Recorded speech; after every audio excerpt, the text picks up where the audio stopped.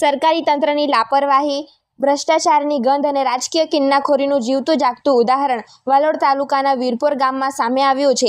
વીરપોર ગામે વર્ષોથી લટકતી ગટર લાઇનના પ્રશ્ને આખરે ગ્રામજનોનો પિત્તો ગયો છે. વહીવટી તંત્ર અને સ્થાનિક નેતાઓના વારંવાર ખોટા વાયદાઓથી કંટાળીને આખરે હળપતિ અને ચૌધરી સમાજના શ્રમિકોએ જાતે જ લોકફાળો ઉઘરાવીને ગટરનું કામ શરૂ કરી દેતા કુંભકર્ણની નિંદ્રામાં સૂતેલા તંત્રમાં જોરદાર ફફડાટ વ્યાપી ગયો છે. આ મામલે ગ્રામજનોએ તાલુકા વિકાસ અધિકારીને લેખિતમાં ઉગ્ર રજૂઆત કરી સરકારની પોલ ખોલી નાખી છે.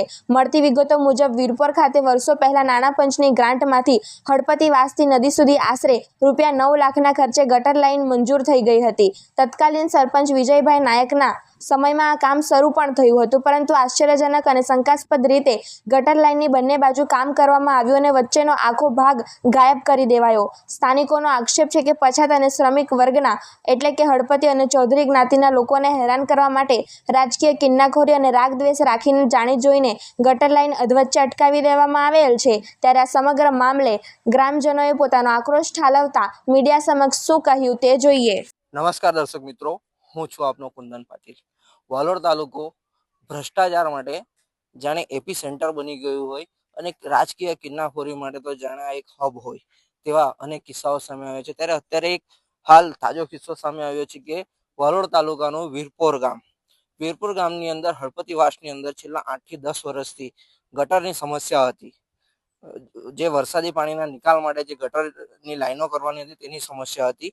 તો એ સમસ્યાથી છેલ્લે લોકો કંટાળીને લોકફાળો ભેગો કરીને આ ગટરોનું કામ કરાવવા નીકળે છે. ત્યારે પણ એ કામ કરાવવા નીકળે છે ત્યારે પણ તેઓએ લોકોનો દ્વેષનો સામનો કરવો પડે છે. લોકોની ઉપર અલગ અલગ કાવા દાવા કરીને ફસાવવાની કોશિશો પણ કરે છે. ત્યારે શું છે સમગ્ર મામલો જાણીએ આપણે અહીંના સ્થાનિકો પાસે. જી ભાઈ, તમારું નામ?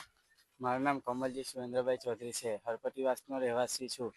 અમે આજે ભાઈ છેલ્લા 8 વર્ષથી અહીં ગટરનો સમસ્યા છે અને અહીં જે દુર્ગંધ મારતું પાણી આવે છે, જે લોકો પોતાના ઘરેથી વપરાશ માટે નીકળે છે, તે જે પાણીની ગટર લાઈનો છે એની સુવિધાઓ શું છે? સુવિધા અહીંયા કઈ નથી. પોતપોતાના ઘરે ખાર કુવા છે બનાવેલા, પોતાના ખર્ચે. અમે મોહન કાકાને રજૂઆત કરી કે અમારી ગટર લાઈનો. પેલા મોહન કાકા છે કોણ? મોહન કાકા ધારાસભ્ય આપણા ધારાસભ્ય છે. જે એટલે તમે એક નાગરિક તરીકે જઈને ધારાસભ્યને રજૂઆત કરી છે. શું રજૂઆત હતી? અમે રજૂઆત એવું કરી કે અમારે જે 40 ભૂંગળાની 20 ભૂંગળાનું જે કામ હતું તે અમને કરી આપો, એટલી રજૂઆત હતી. પછી અમને ધારાસભ્ય મોહન કાકા એમ બોલી ગયા કે તમે 10 વર્ષ સુધી એમ જ ગંદકીમાં સરતા રહેશો, એવો જવાબ બોલી ગયા. ને આ જે ફાળો અમે જે ગામ વ્યક્તિ કરીને 35 જુવાનિયાએ જે કર્યો છે ને આગેવાન અમારી લેડીઝ બહેનોએ બધા ગામ રીતના એ કર્યો છે, તે હજુ સ્ટાન્ડર્ડમાં બધાના બિલ અમારા જે ચૂકાયા નથી. ને આનો અમારી માંગ છે કે આપણા ગ્રામ પંચાયતમાંથી અમને બિલ ચૂકવવા માટે પૈસાની રજૂઆત કરવાના છે અમે. જી, હવે તમે ગ્રામ પંચાયત પાસે જે તમે ખર્ચો કર્યો છે ને ગટર લાઈન બનાવી છે, જેનો ખર્ચો કઈ 10 લાખ રૂપિયા જેવો થયો છે, તો એની માંગણી તમે એમની જોડે કરી રહ્યા છો કે તમે જે કામ નથી કરી શક્યા તે અમે કર્યું છે, બરાબર છે, તો એના પૈસા ચૂકવો. હવે એક વાત મને કહો, જયારે ચૂંટણી આવે છે ત્યારે અહીંયા બધા મતની ભીખ માંગવા માટે આવે છે, તો એ ભિખારીઓને રજૂઆત કરેલી કે? રજૂઆત કરેલી ને અમે એ લોકોને રજૂઆત કરી ને. હમણાં બી ચૂંટણી ગઈ ત્યારે બી અમે રજૂઆત કરી. ત્યારે અમને ધમકી એવી મળી કે તમે એમ ગંદકીમાં જેવા સરતા રહો. હવે જ્યાં નાના નાના બાળકો છે, અમે બધા સવારના ઉઠીને કામ પર જતા રહ્યા છે, 200 રૂપિયા મજૂરી લાવીએ છીએ. ને આમાં ગંદકીમાં પાણીમાં વિકાસમાં કોઈ પડી ગયું પોયરું ને પાણી પી ગયું, તેની જવાબદારી કોણ લેશે? એમ બી અમે રજૂઆત કરી. ગ્રામ પંચાયતને બી રજૂઆત કરી. જ્યારે મારી વાઈફ હતી, મેં જ નકશો કરાવવા માટે ગયો હતો. હું તમને અહીં રોકીશ. આજે ગંદકીની અંદર પડી રહો, ગંદકીની અંદર તમે જીવો 10 વર્ષ સુધી, આ વાત કરી કોણે હતી? આ વાત મોહનભાઈ ધારાસભ્યએ કરી હતી. મોહનભાઈ ધારાસભ્ય. ગામની અંદર સરપંચ જેવું કોઈ પ્રાણી છે? પ્રાણી છે ને, પણ સરપંચોને કોઈ આવતું જ નથી. આજે હોળી સળગાવીને બી જતા રહ્યા. જે ગામ પર આજે કચરો છે મહલનો, તે કોઈ કરતું જ નથી. જી, સરપંચ છે, બરાબર છે. સરપંચ અહીં કઈ કામ કરવાનું હોય કે એવું બધું હોય ત્યારે અહીંયા દેખાતા છે ખરા તમને લોકો? ના ના, કોઈ વખત નથી દેખાતા. ખાલી મતદાનનું ખાલી હોય ત્યારે ભીખ માંગવા જેવા નીકળી પડતા છે લોકો. અચ્છા, તમારા ફળિયું છે, વોર્ડ જે લાગતું હોય એનો સભ્ય ખરો? સભ્ય આપણા સભ્યોમાં એવું છે કે સભ્યોને બી કોઈ જાણ કરવામાં આવતું નથી. આમાં અમારા એક વોર્ડનો સભ્ય છે, તેને બી કોઈ જાણવા કરવામાં આવ્યું નથી. ને આમાં જે એ લોકો ગામ પંચાયતમાં ઠરાવ કરીને જે ગામ સભા કરતા છે, તે લોકથી 3 જ જણમાં પતાવી દેતા છે લોકો. એટલે ગ્રામ પંચાયતની અંદર જે ગ્રામ સભા કરવામાં આવે છે એ ગ્રામ સભાની પણ લોકોને જાણ નથી કરવામાં આવતી, કેમ કે લોકો જાગૃત થઈને બોલે તો આમની પોલ પટ્ટી ખુલે. એટલે એના માટે આ લોકો શું કરે છે કે ગ્રામ સભા પણ પોતે આયોજન કરી લે છે. તો અત્યાર સુધી જે 5 વર્ષનું શાસન અત્યારે પૂર્ણ થવામાં આવ્યું છે એમાં કેટલી ગ્રામ સભામાં તમે ગયા છે કઈ? અમને જાણ કરવામાં જ નથી આવી. અમને ખાલી 2 ગ્રામ સભામાં રજૂઆત કરવામાં આવી. ત્યારે એ લોકોની ગ્રામ સભા 3 જણની બેઠક બી થઈ ગઈ કે ગ્રામ સભા પતી ગઈ. એટલે અમે ટાઈમ ફિક્સ થઈ ગયો એમ કે પતી ગયો. તો મેં કઈ વાંધો નહીં, હવે બીજી ગ્રામ સભા આપણે ક્યારે લેવાના છે, એમ કયા કામ રજૂ કરેલા છે. તો એ લોકો કે અમે પછી દેખાડવામાં આવશે એમ. અમને કોઈ પર્સનલ એવો કોઈ કર્યો નથી એ લોકો. ને અમારું તો આ જે માંગ છે ગટર લાઈનના જે અમે પૈસા જે ટાંડરમાં અમારે બાકી છે ને તેની ખાલી રજૂઆત છે કે અમને એ બિલ ના પૈસા તમને મળવું જોઈએ. અમને એટલું છે ને અમે ગરીબ માણસ છે, આ પૈસા લાવશું કાથી? આજે અમારું હજુ ખાલી આ જે માંગણી જે કરેલી છે તે કે 10 લાખ રૂપિયાનું, પણ એ લોકો 3.5 લાખ રૂપિયા જેવા અમને બતાવ્યા છે. હવે ગ્રામ સભાની અંદર પણ લોકોને બોલાવવામાં નથી આવતા, ગ્રામ સભાઓ પણ જાતે જાતે કરી દેવામાં આવતી છે. તો ગ્રામ સભાનો જે એક હોય છે કે લોકો પોતાના હક માટે બોલી શકે, અવાજ ઉચકી શકે, એ બધું પણ એ પોતાના લોકોના હક્કો છીનવાઈ રહ્યા છે. બીજી તરફ કે જ્યારે લોકો પોતે કામ કરે છે તો તેમને કહેવામાં આવે તમે કીડા મકોડાની જેમ હોય કે આ જ ગંદકીની અંદર તમે હજુ 10 વર્ષ સુધી મરો. તો શું મત માંગીને જનારા નેતાઓ શું લોકોને આ રીતના જવાબ આપે એ કેટલું યોગ્ય છે? આપણે અહીં બીજા વ્યક્તિ જોડે પણ વાત કરીએ. જી ભાઈ, તમારું નામ શું છે? મારું નામ સંજયભાઈ ધીરુભાઈ ચૌધરી છે. સંજયભાઈ, આ જયારે ગટર ને બધું તમે યુવકો મળીને યુવક મંડળે મળીને જયારે ચાલુ કર્યું કામ, ત્યારે ગામના સરપંચો તરફથી કે ચૂંટાયેલા પ્રતિનિધિઓ તરફથી તમને કોઈ સહકાર મળ્યો? નહીં, સરકાર સરપંચ તો આવે જ નહીં. ને પેલો ડિપોઝિટ સરપંચ છે એને કીધું તો અમને ઉપરથી નથી મળતું રોડ ખોદવાની પરમિશન નથી મળતી. સાંભળવામાં આવ્યું કે કેટલાક લોકો ઉપર તો રોડ ખોદવાની બાબતે કેસ કરવા માટે બી પહોંચી ગયા. હા, ને અમે જયારે મંજૂરી લાવ્યા તો લોકો અમારું કામ અટકાવવા આવતા. એને બી વિકાસ તો એ લોકોના પોતાથી થયો નહીં, અને તમે ગામની અંદર કઈ સારું કરવા ગયા તો એની અંદર પણ રોડા નાખે છે કે અટકાવવાના પ્રયત્નો કરે છે. અમને કહે કે અમને પરમિશન જ નથી મળતી, એમ જ કે બીજું કઈ કહે જ નહીં. અમે કેટલી વાર ગયા છે.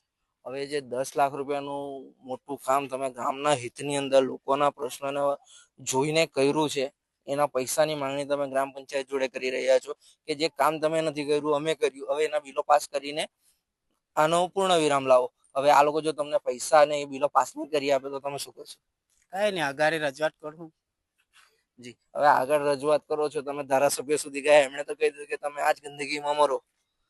તો પછી આનાથી આગળ હજુ કોની જોડે જવાનું? જિલ્લામાં જાઓ ને, ગાંધીનગર એ કરું. આ ગામ વાળાની સહી કરીને આખા ગામ તો અમે હાથે છે ને.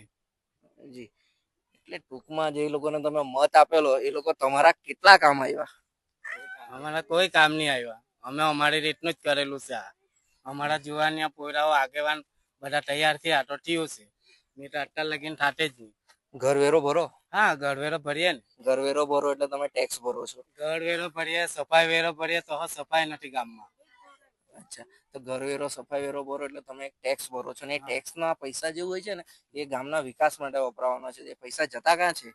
ગામની પંચાયતમાં તો કરોડો રૂપિયા પલ્લા છે, પણ પંચાયત કોઈ કરવા રાજી નથી. તો એ 800 લોકોને છૂટીને મૂક્યા કોણે હતા? તો હવે એ લોકો પૈસા ખાવડાવીને જીતી જ જાય, બીજું શું છે? મત આપવા કોણ ગયેલું? મત આપવા તો અમે જ જેલા. છૂટીને કોણ લાવ્યું? અમે જ લાવેલા કહેવાય. ભૂલ કોની? તો અમારી જ ભૂલ કહેવાય, પણ શું કરે, વિકાસ કરે એના માટે અમે લાવ્યા કહેવાય ને, પણ એ લોકો જોવા બી નથી આવતા. હવે આ ભૂલ સુધારવા માટે હવે થોડા સમયમાં પાછી સરપંચની ચૂંટણી આવે ત્યારે શું કરવાના? ત્યારે અગાડી જોઈએ ને પછી કરીએ. કેમ કે તમે કહ્યું તેમ 5 વર્ષનો તમારો મત તો મફતમાં જતો રહ્યો, તમારા વિકાસ નહીં થયો, ગામની અંદર જોઈતા કામો નહીં થયા, એટલે મત તો તમે મફતમાં જ આપી દીધો.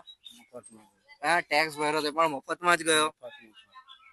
જી બેન, તમારું નામ? મારું નામ તેજલબેન નિલેશભાઈ નાઈકા. કયા ગામમાં ને કયા તાલુકામાં રહે?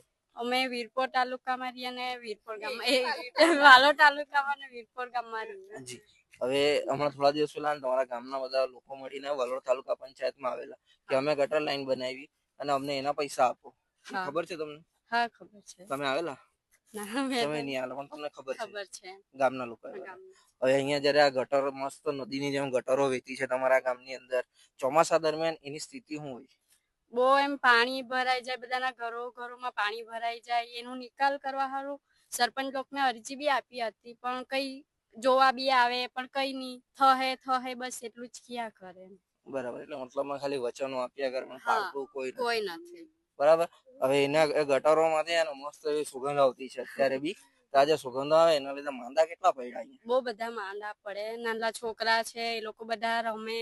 ગંદકી એટલી બધી કે એમ રહેવાનું બી નહીં ગમે આપણને, ખાવા પીવાનું બી નહીં, 5 મિનિટ બી નહીં બેસાય એમ. હવે ગામના લોકો બીજા બધાએ કીધું કે ધારાસભ્ય જેવા પદે બેઠેલા વ્યક્તિ એમ કે તમારે આજ ગંદકીમાં જીવવાનું છે, તો તમે આ ગંદકીમાં જીવવા માટે તૈયાર છો? હવે ના, નથી. કેમ નથી? તમે મત નાખો છો, ગ્રામસભામાં જતા નથી, કોઈને પ્રશ્ન પૂછતા નથી, કોઈની સામે બોલતા નથી, તો પછી તમને મળવું કેમ જોઈએ? પણ અમે ગઈએ પણ તે લોકો કઈ કામ જ નથી કરતા, તો અમે બી શું કરીએ? હવે અમારા હાથમાં જેટલું હતું તેટલું અમે કરાવ્યું છે હવે જાતે. જે હવે તમે લોકો ગામવાળા બધા ભેગા મળીને જાતે કરાયું, એના પૈસા હવે એ લોકો આપશે ખરા એવું લાગે તમને? હવે એ તો જોઈએ હવે આપે કે નહીં આપે, પણ આપણા રીતે આપણો નિકાલ કર્યો છે એટલું બહુ એમ. બરાબર છે. હવે ગ્રામ પંચાયત ને સરપંચ ને છૂટો બરાબર મત આપેલો તમે, હા. તમારા મત થી જીતો એ હે, તો એની ફરજ બને કે નહીં અહીંયા આવીને કામ કરે? એમ બહુ કીએ પણ આવે નહીં, ગામમાં જોવા જ નથી આવતા. અત્યારે તાલુકા પંચાયત ને જિલ્લા પંચાયત ની ચૂંટણી ગઈ ત્યારે મત આપ્યા? આપ્યા. ત્યારે મત આપ્યા તો એ લોકો માંથી કોઈ આવ્યું?